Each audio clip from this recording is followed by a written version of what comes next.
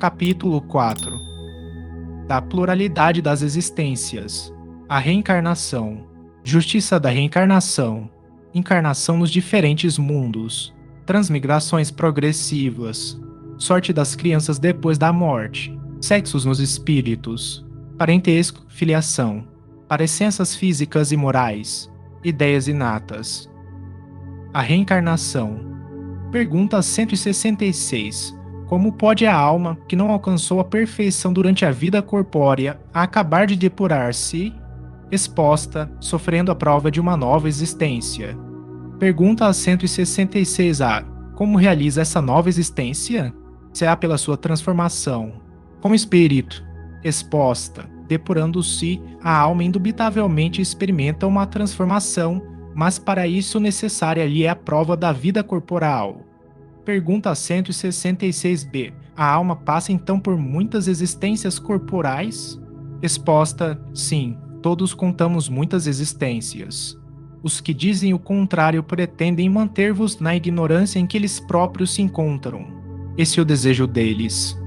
Pergunta 166c. Parece resultar desse princípio que a alma, depois de haver deixado um corpo, toma outro, ou, então, que reencarna em novo corpo. É assim que se deve entender. Resposta, evidentemente.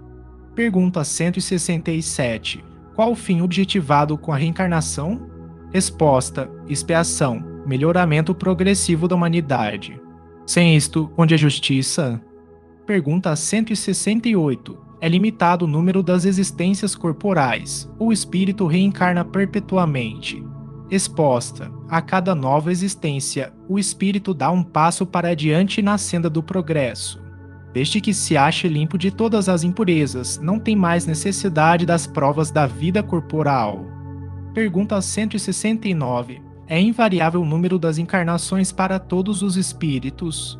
Resposta: não. Aquele que caminha depressa a muitas provas se forra. Todavia, as encarnações sucessivas são sempre muito numerosas, porquanto o progresso é quase infinito. Pergunta 170. O que fica sendo o espírito depois da sua última encarnação? Resposta: espírito bem-aventurado, puro espírito. Justiça da reencarnação. Pergunta 171. Em que se funda o dogma da reencarnação?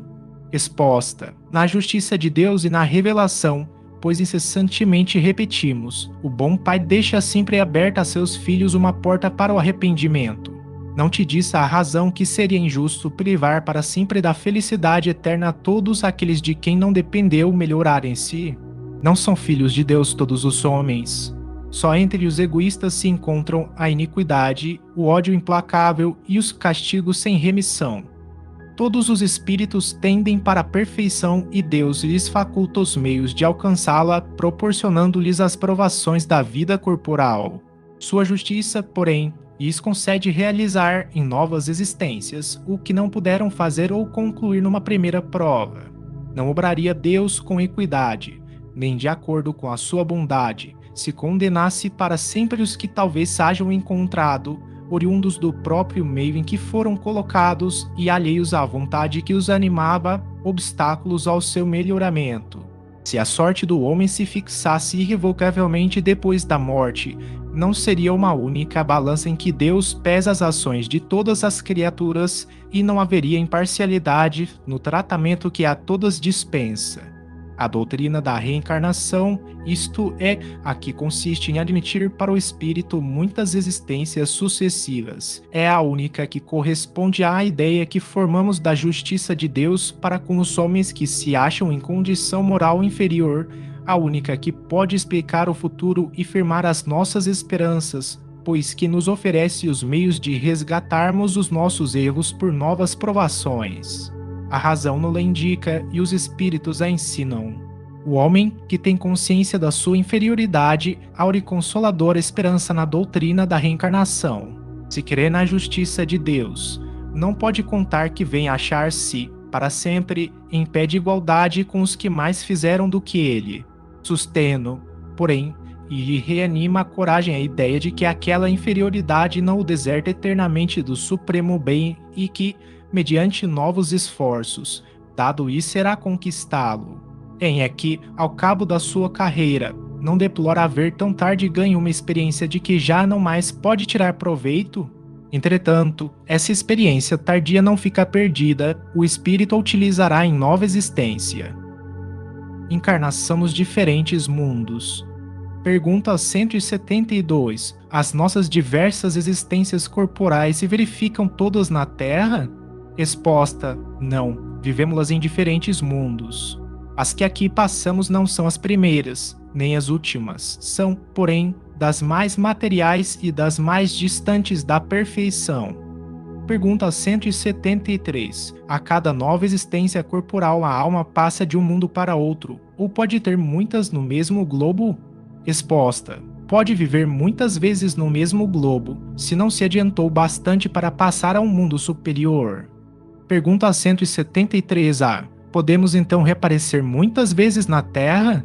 Resposta: certamente. Pergunta 173b. Podemos voltar a este, depois de termos vivido em outros mundos? Resposta: sem dúvida. É possível que já tenhais vivido algures e na Terra. Pergunta 174. Tornar a viver na Terra constitui uma necessidade? Resposta: não.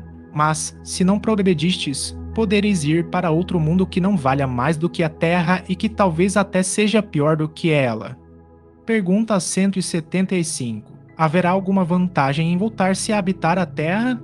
Resposta: nenhuma vantagem particular, a menos que seja em missão, caso em que se progride aí como em qualquer outro planeta.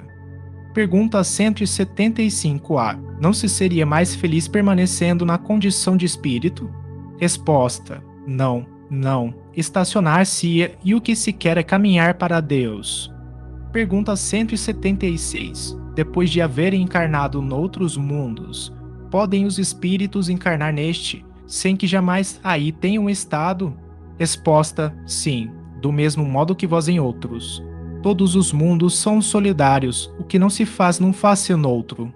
Pergunta 176a. Assim, homens aqui estão na Terra pela primeira vez? Resposta: muitos e em graus diversos de adiantamento. Pergunta 176b. Pode-se reconhecer, por um indício qualquer, que um espírito está pela primeira vez na Terra? Resposta: nenhuma utilidade teria isso. Pergunta 177. Para chegar à perfeição e à suprema felicidade, destino final de todos os homens, tem o espírito que passar pela feira de todos os mundos existentes no universo? Resposta: não, porquanto muitos são os mundos correspondentes a cada grau da respectiva escala e o espírito, saindo de um deles, nenhuma coisa nova aprenderia nos outros do mesmo grau. Pergunta 177a. Como se explica, então, a pluralidade de suas existências em um mesmo globo?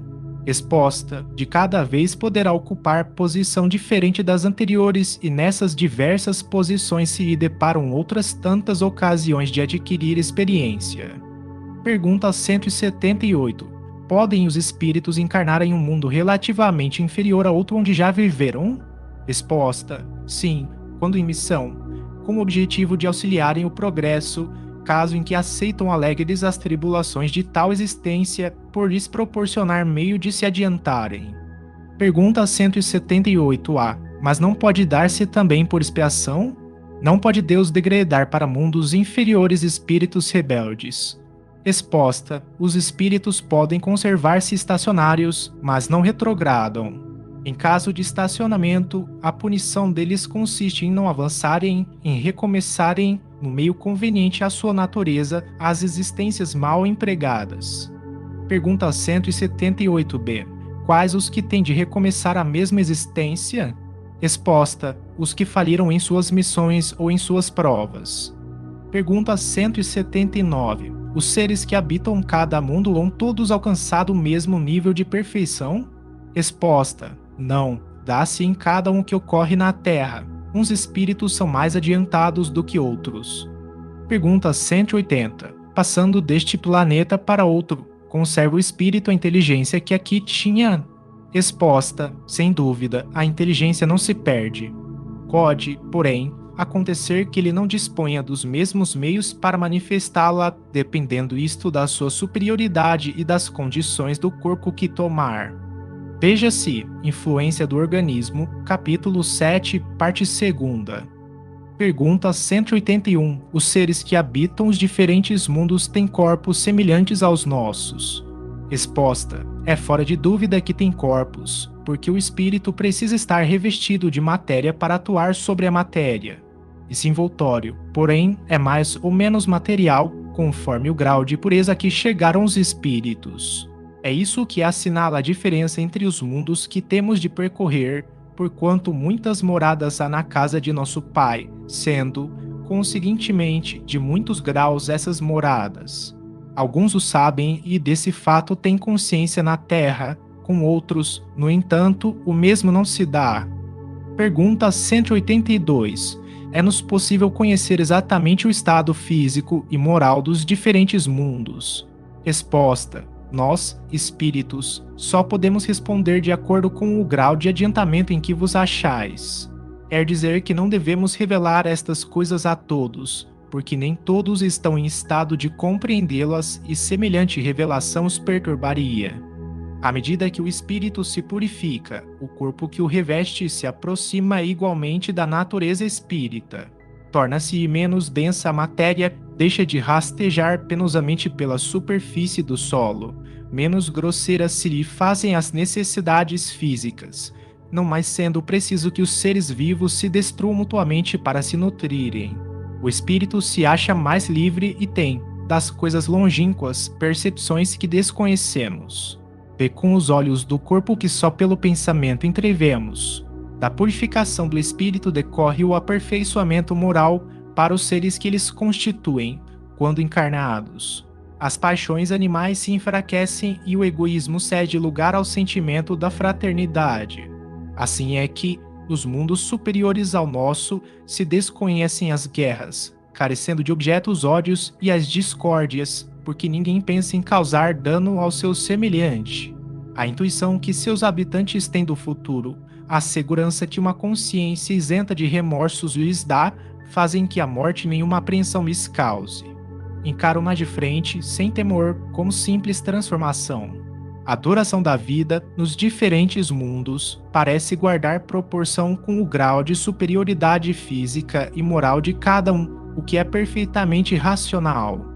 Quanto menos material o corpo, menos sujeito às vicissitudes que o desorganizam. Quanto mais puro o espírito, menos paixões a miná-lo. Essa ainda é uma graça da providência que desse modo abrevia os sofrimentos. Pergunta 183. Indo de um mundo para outro, o espírito passa por nova infância?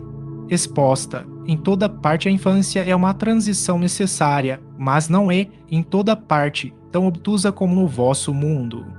Pergunta 184. Tem o espírito a faculdade de escolher o mundo em que passe a habitar? Resposta: nem sempre. Pode pedir que seja permitido ir para este ou aquele e pode obtê-lo, se o merecer, porquanto a acessibilidade dos mundos, para os espíritos, depende do grau da elevação destes. Pergunta 184a. Se o espírito nada pedir, que é o que determina o mundo em que ele reencarnará? Resposta: o grau da sua elevação. Pergunta 185. O estado físico e moral dos seres vivos é perpetuamente o mesmo em cada mundo? Não, os mundos também estão sujeitos à lei do progresso. Todos começaram, como o vosso, por um estado inferior e a própria terra sofrerá a idêntica transformação. Tornar-se-á um paraíso quando os homens se houverem tornado bons. É assim que as raças, que hoje povoam a terra, desaparecerão um dia, substituídas por seres cada vez mais perfeitos, pois que essas novas raças transformadas sucederão às atuais, como estas sucederam a outras ainda mais grosseiras.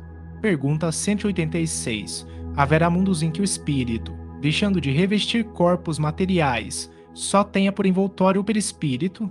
Resposta: aí mesmo esse envoltório se torna tão etéreo que para vós é como se não existisse. Esse é o estado dos espíritos puros. Pergunta 186a. Parece resultar daí que, entre o estado correspondente às últimas encarnações e o de espírito puro, não a linha divisória perfeitamente demarcada, não? Semelhante demarcação não existe. A diferença entre um e outro estado se vai apagando pouco a pouco e acaba por ser imperceptível, tal qual se dá com a noite as primeiras claridades do alvorecer. Pergunta 187. A substância do perispírito é a mesma em todos os mundos? Resposta: não, é mais ou menos etérea.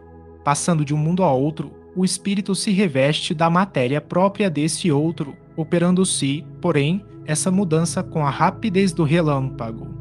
Pergunta 188. Os espíritos puros habitam mundos especiais, ou se acham no espaço universal, sem estarem mais ligados ao mundo do que a outros? Resposta: habitam certos mundos, mas não lhes ficam presos, como os homens à terra. Podem, melhor do que os outros, estar em toda parte. Transmigrações progressivas. Pergunta 189. Desde o início de sua formação, goza o espírito da plenitude de suas faculdades? Resposta: não, pois que para o espírito, como para o homem, também a infância. Em sua origem, a vida do espírito é apenas instintiva. Ele mal tem consciência de si mesmo e de seus atos. A inteligência só pouco a pouco se desenvolve. Nota de Allan Kardec: segundo os espíritos, de todos os mundos que compõem o nosso sistema planetário, a Terra é dos que tem habitantes menos adiantados, física e moralmente. Marte estaria ainda abaixo, sendo Júpiter superior de muito a todos os respeitos. O Sol não seria mundo habitado por seres corpóreos, mas simplesmente um lugar de reunião dos espíritos superiores, os quais de lá irradiam seus pensamentos para os outros mundos, que eles dirigem por intermédio de espíritos menos elevados, transmitindo-os a estes por meio do fluido universal. Considerado do ponto de vista da sua constituição física, o Sol seria um foco de eletricidade. Todos os sóis como que estariam em situação análoga. O volume de cada um e a distância que esteja do Sol nenhuma relação necessária guardam com o grau do seu adiantamento, pois que, do contrário, Vênus deveria ser tida por mais adiantada do que a Terra e Saturno menos do que Júpiter. Muitos espíritos, que na Terra animaram personalidades conhecidas, disseram estar reencarnados em Júpiter, um dos mundos mais próximos da perfeição, e a causado espanto que, nesse globo tão adiantado, estivessem homens a quem a opinião geral aqui não atribuía tanta elevação. Nisso nada de surpreendente, desde que se atenda a que, possivelmente, certos espíritos, habitantes daquele planeta, foram mandados à Terra para desempenharem aí certa missão que, aos nossos olhos, os não colocava na primeira plana. Em segundo lugar, deve-se atender a que, entre a existência que tiveram na Terra e a que passaram a ter em Júpiter, podem eles ter tido outras intermédias, em que se melhoraram. Finalmente, cumpre-se considere que, naquele mundo, como no nosso, múltiplos são os graus de desenvolvimento e que, entre esses graus, pode mediar lá a distância que vai, entre nós, do selvagem ao homem civilizado. Assim, do fato de um espírito habitar Júpiter não se segue que esteja no nível dos seres mais adiantados, do mesmo modo que ninguém pode considerar-se na categoria de um sábio do Instituto, só porque resida em Paris. As condições de longevidade não são, tampouco, em qualquer parte, as mesmas que na Terra e as idades não se podem comparar. Evocado, um espírito que desencarnara havia alguns anos, disse que, desde 6 meses antes, estava encarnado em mundo cujo nome nos é desconhecido. Interrogado sobre a idade que tinha nesse mundo, disse: não posso avaliá-lo, porque não contamos o tempo como contais. Depois, os modos de existência não são idênticos. Nós, lá, nos desenvolvemos muito mais rapidamente. Entretanto, se bem não haja mais de 6 dos vossos meses que lá estou, posso dizer que, quanto à inteligência, tenho 30 anos da idade que tive na Terra. Muitas respostas análogas foram dadas por outros espíritos e o fato nada apresenta de inverossímil. Não vemos que, na Terra, uma imensidade de animais em poucos meses adquiriu desenvolvimento normal, porque não se poderia dar o mesmo com um homem noutras esferas. Notemos, além disso, que o desenvolvimento que o homem alcança na Terra aos 30 anos talvez não passe de uma espécie de infância comparado com o que cumpre atingir. Bem curto de vista se revela quem nos toma em tudo por protótipos da criação, assim como é rebaixar a divindade o imaginar-se que, fora o homem, nada mais seja possível a Deus. Pergunta 190. Qual o estado da alma na sua primeira encarnação? Resposta: o da infância na vida corporal. A inteligência então apenas desabrocha. A alma se ensaia para a vida. Pergunta 191. As dos nossos selvagens são almas no estado de infância? Resposta: de infância relativa, pois já são almas desenvolvidas, visto que já nutrem paixões. Pergunta 191a. Então, as paixões são um sinal de desenvolvimento? Resposta: de desenvolvimento, sim, de perfeição, porém, não. São sinal de atividade e de consciência do eu, porquanto, na alma primitiva, a inteligência e a vida se acham no estado de germe. A vida do espírito, em seu conjunto, apresenta as mesmas fases que observamos na vida corporal. Ele passa gradualmente do estado de embrião ao de infância para chegar, percorrendo sucessivos períodos, ao de adulto, que é o da perfeição, com a diferença de que para o espírito não há declínio, nem decrepitude, como na vida corporal, que a sua vida, que teve começo, não terá fim, que imenso tempo lhe é necessário, do nosso ponto de vista, para passar da infância espírita ao completo desenvolvimento e que o seu progresso se realiza, não num único mundo, mas vivendo ele em mundos diversos. A vida do espírito, pois, se compõe de uma série de existências corpóreas, cada uma das quais representa para ele uma ocasião de progredir, do mesmo modo que cada existência corporal se compõe de uma série de dias, em cada um dos quais o homem obtém um acréscimo de experiência e de instrução. Mas, assim como na vida do homem, há dias que nenhum fruto produzem, na do espírito há existências corporais de que ele nenhum resultado colhe, porque não as soube aproveitar. Pergunta 192. Pode alguém, por um proceder impecável na vida atual, transpor todos os graus da escala do aperfeiçoamento e tornar-se espírito puro, sem passar por outros graus intermédios? Resposta: não, pois o que o homem julga perfeito longe está da perfeição. Há qualidades que são desconhecidas e incompreensíveis. Poderá ser tão perfeito quanto comporte a sua natureza terrena, mas isso não é a perfeição absoluta. Dá-se com o espírito que se verifica com a criança que, por mais precoce que seja, tem de passar pela juventude antes de chegar à idade da madureza, e também com o enfermo que, para recobrar a saúde, tem que passar pela convalescença. Demais, ao espírito cumpre progredir em ciência e em moral. Se somente se adiantou num sentido, importa-se adiante no outro para atingir o extremo superior da escala. Contudo, quanto mais o homem se adiantar na sua vida atual, tanto menos longas e penosas lhe serão as provas que se seguirem. Pergunta 192a. Pode ao menos o homem, na vida presente, preparar com segurança para si uma existência futura menos preenche de amarguras? Resposta: sem dúvida. Pode reduzir a extensão e as dificuldades do caminho. Só o descuidoso permanece sempre no mesmo ponto. Pergunta 193. Pode um homem, nas suas novas existências, descer mais baixo do que esteja na atual?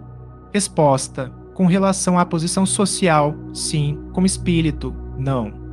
Pergunta 194. É possível que, em nova encarnação, a alma de um homem de bem anime o corpo de um celerado? Resposta: não, visto que não pode degenerar. Pergunta 194a. A alma de um homem perverso pode tornar-se a de um homem de bem? Resposta: sim, se arrependeu. Isso constitui então uma recompensa. A marcha dos espíritos é progressiva, jamais retrógrada. Eles se elevam gradualmente na hierarquia e não descem da categoria a que ascenderam. Em suas diferentes existências corporais, podem descer como homens, não como espíritos. Assim, a alma de um potentado da terra pode mais tarde animar o mais humilde obreiro e vice-versa. Por isso que, entre os homens, as categorias estão, frequentemente, na razão inversa da elevação das qualidades morais. Herodes era rei, Jesus carpinteiro. Pergunta 195. A possibilidade de se melhorar em outra existência não será de modo a fazer que certas pessoas perseverem no mau caminho, dominadas pela ideia de que poderão corrigir-se mais tarde. Resposta: aquele que assim pensa em nada crê, e a ideia de um castigo eterno não o refrearia mais do que qualquer outra, porque sua razão a repele, e semelhante ideia induz à incredulidade a respeito de tudo. Se unicamente meios racionais se tivessem empregado para guiar os homens, não haveria tantos céticos. De fato, um espírito imperfeito poderá, durante a vida corporal, pensar como dizes, mas, liberto que se veja da matéria, pensará de outro modo, pois logo verificará que fez cálculo errado e, então, sentimento oposto a esse trará ele para sua nova existência. É assim que se efetua o progresso e essa razão porque, na Terra, os homens são desigualmente adiantados. Uns já dispõem de experiência que a outros falta, mas que adquirirão pouco a pouco. Eles depende o acelerar-se o progresso ou retardar-se indefinidamente. O homem que ocupa uma posição má deseja trocá-la o mais depressa possível. Aquele que se acha persuadido de que as tribulações da vida terrena são consequência de suas imperfeições, procurará garantir para si uma nova existência menos penosa, e esta ideia o desviará mais depressa da senda do mal do que a do fogo eterno, em que não acredita. Pergunta 196. Não podendo os espíritos aperfeiçoar-se, a não ser por meio das tribulações da existência corpórea, segue-se que a vida material seja uma espécie de crisol ou de depurador, por onde têm que passar todos os seres do mundo espírita para alcançarem a perfeição? Resposta: sim, é exatamente isso.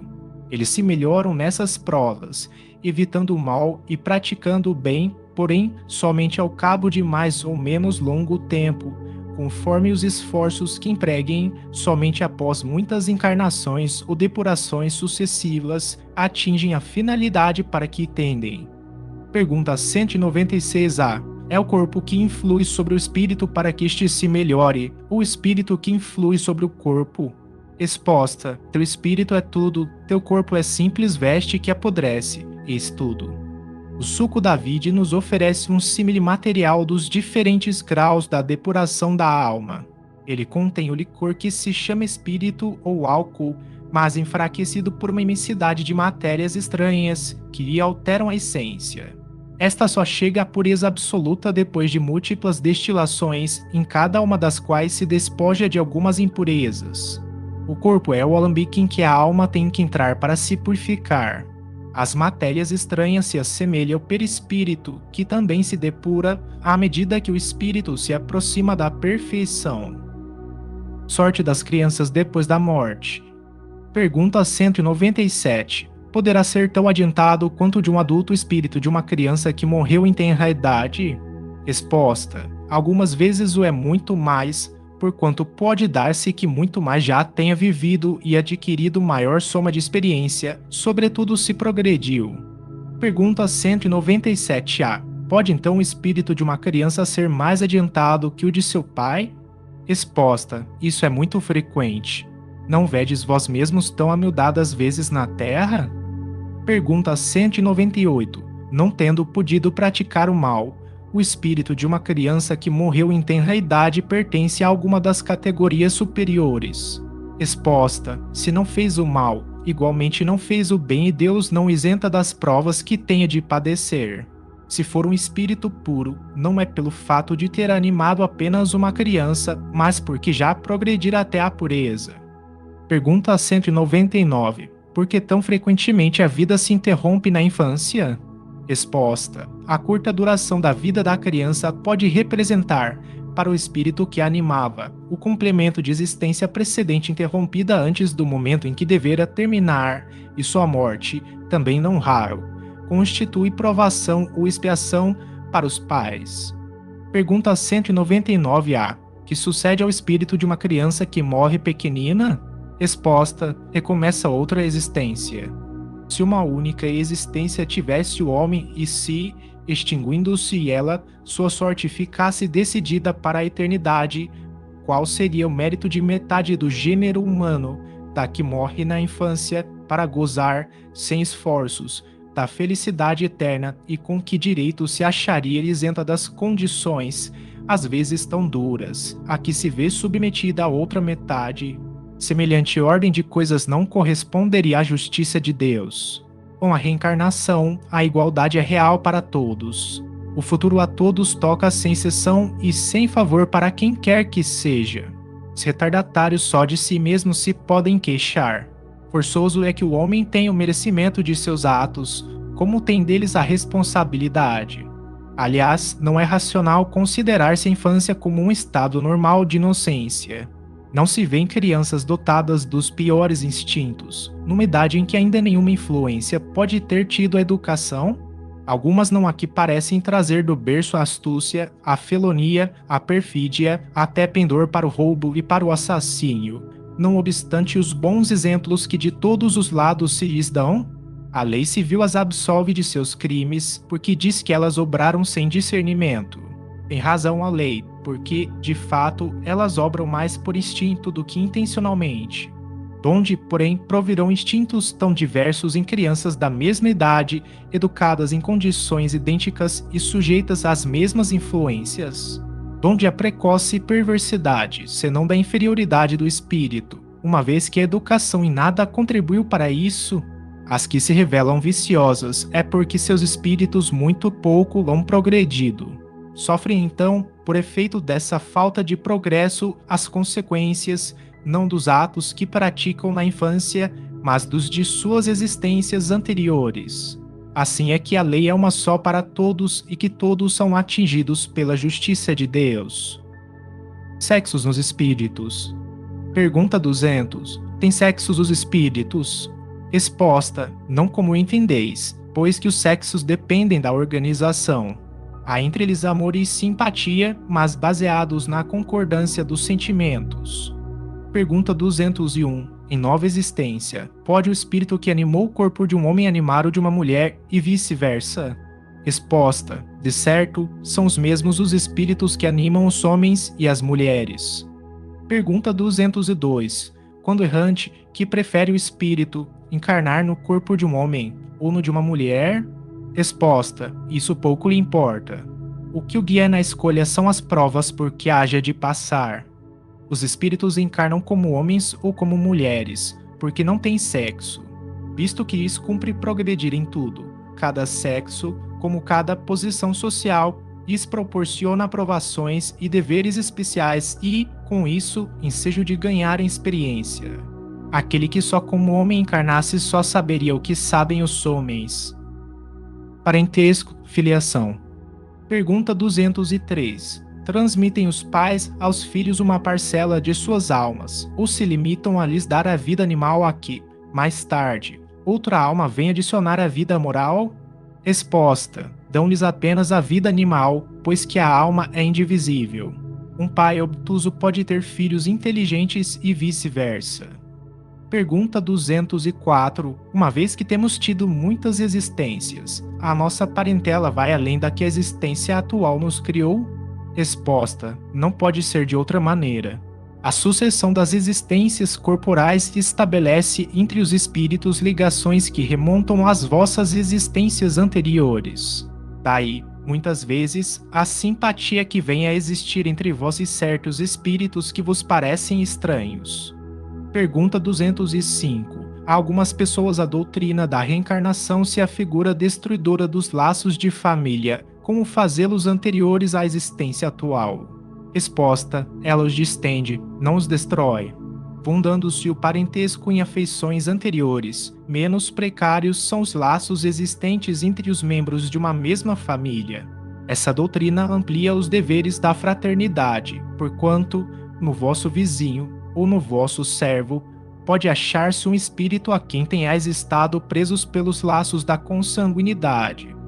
Pergunta 205a. Ela, no entanto, diminui a importância que alguns dão à genealogia, visto que qualquer pode ter tido por pai um espírito que haja pertencido a outra raça, ou que haja vivido em condição muito diversa.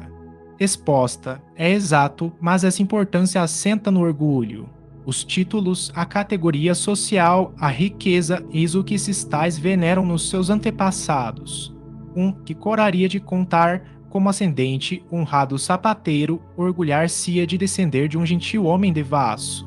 Digam, porém, o que disserem, ou façam o que fizerem, não obstarão a que as coisas sejam como são, que não foi consultando-lhes a vaidade que Deus formulou as leis da natureza. Pergunta 206. Do fato de não haver filiação entre os espíritos dos descendentes de qualquer família, seguir-se-á que o culto dos avoengos seja ridículo? Resposta: de modo nenhum.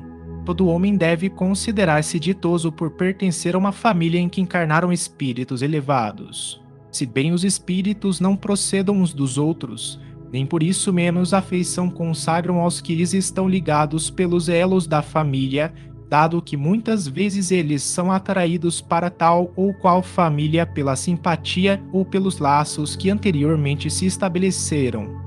Mas ficais certos de que os vossos antepassados não se honram com o culto que lhes tributais por orgulho. Em vós não se refletem os méritos de que eles gozem, senão na medida dos esforços que empregais por seguir os bons exemplos que vos deram. Somente nestas condições lhes é grata e até mesmo útil a lembrança que deles guardais. Parecenças físicas e morais. Pergunta 207. Frequentemente, os pais transmitem aos filhos a parecença física. Transmitirão também alguma parecença moral? Resposta: não, que diferentes são as almas ou espíritos de uns e outros. O corpo deriva do corpo, mas o espírito não procede do espírito. Entre os descendentes das raças apenas há consanguinidade. Pergunta 207A. De onde se originam as parecenças morais que costuma haver entre pais e filhos? Resposta: é que uns e outros são espíritos simpáticos, que reciprocamente se atraíram pela analogia dos pendores.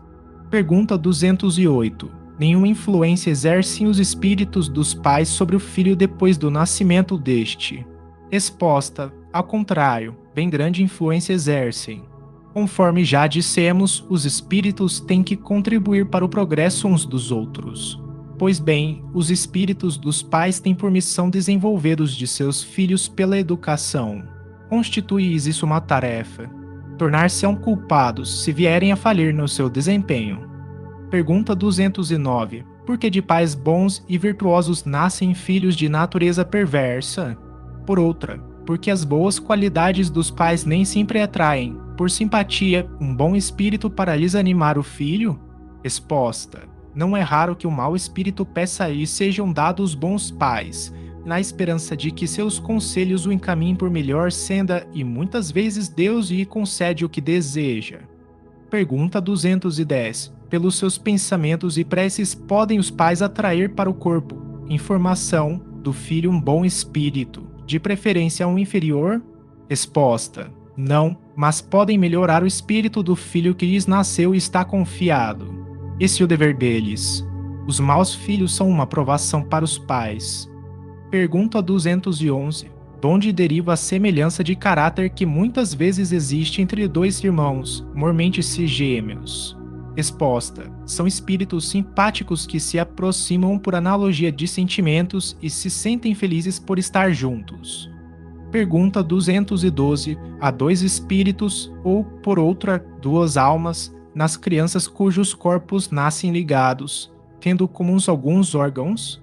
Resposta: sim, mas a semelhança entre elas é tal que faz-vos pareçam, em muitos casos, uma só. Pergunta 213. Pois que nos gêmeos os espíritos encarnam por simpatia, donde provém a aversão que às vezes se nota entre eles? Resposta: não é de regra que sejam simpáticos os espíritos dos gêmeos. Acontece também que espíritos maus entendam de lutar juntos no palco da vida. Pergunta 214. Que se deve pensar dessas histórias de crianças que lutam no seio materno? Resposta: lendas. Para significarem quão inveterado era o ódio que reciprocamente se votavam, figuram a se fazer sentir antes do nascimento delas. Em geral, não levais muito em conta as imagens poéticas. Pergunta 215. O que dá origem ao caráter distintivo que se nota em cada povo? Resposta: também os espíritos se grupam em famílias, formando-as pela analogia de seus pendores mais ou menos puros, conforme a elevação que tenham alcançado. Pois bem, um povo é uma grande família formada pela reunião de espíritos simpáticos, na tendência que apresentam os membros dessas famílias para se unirem é que está a origem da semelhança que, existindo entre os indivíduos, constitui o caráter distintivo de cada povo. Julgas que espíritos bons e humanitários procurem, para nele encarnar, um povo rude e grosseiro? Não. Os espíritos simpatizam com as coletividades, como simpatizam com os indivíduos. Naquelas em cujo seio se encontrem, eles se acham no meio que lhes é próprio. Pergunta 216. Em suas novas existências, conservará o espírito traços do caráter moral de suas existências anteriores? Resposta: isso pode dar-se, mas, melhorando-se, ele muda. Pode também acontecer que sua posição social venha a ser outra. Se de senhor passa a escravo, inteiramente diversos serão os seus gostos e dificilmente o reconheceríeis. Sendo o espírito sempre o mesmo nas diversas encarnações, podem existir certas analogias entre as suas manifestações, se bem que modificadas pelos hábitos da posição que ocupe, até que um aperfeiçoamento notável e haja mudado completamente o caráter, porquanto, de orgulhoso e mau, pode tornar-se humilde e bondoso se se arrependeu. Pergunta 217. E do caráter físico de suas existências pretéritas conserva o espírito traços nas suas existências posteriores? Resposta: o novo corpo que ele toma nenhuma relação tem com o que foi anteriormente destruído. Entretanto, o espírito se reflete no corpo. Sem dúvida que este é unicamente matéria, porém, nada obstante se modela pelas capacidades do espírito que imprime certo cunho, sobretudo ao rosto, pelo que é verdadeiro dizer-se que os olhos são o espelho da alma, isto é, que o semblante do indivíduo lhe reflete de modo particular a alma. Assim é que uma pessoa excessivamente feia, quando nela habita um espírito bom, criterioso, humanitário, tem qualquer coisa que agrada, ao passo que há rostos belíssimos que nenhuma impressão te causam, que até chegam a inspirar-te repulsão. Poderia supor que somente corpos bem moldados servem de envoltório aos mais perfeitos espíritos, quando o certo é que todos os dias deparas com homens de bem, sob um exterior disforme, sem que haja pronunciada parecença, a semelhança dos gostos e das inclinações pode, portanto, dar lugar ao que se chama um ar de família. Nenhuma relação essencial guardando o corpo que a alma toma numa encarnação como o de que se revestiu em encarnação anterior, visto que aquele lhe pode vir de procedência muito diversa da deste, fora absurdo pretender-se que, numa série de existências, haja uma semelhança que é inteiramente fortuita.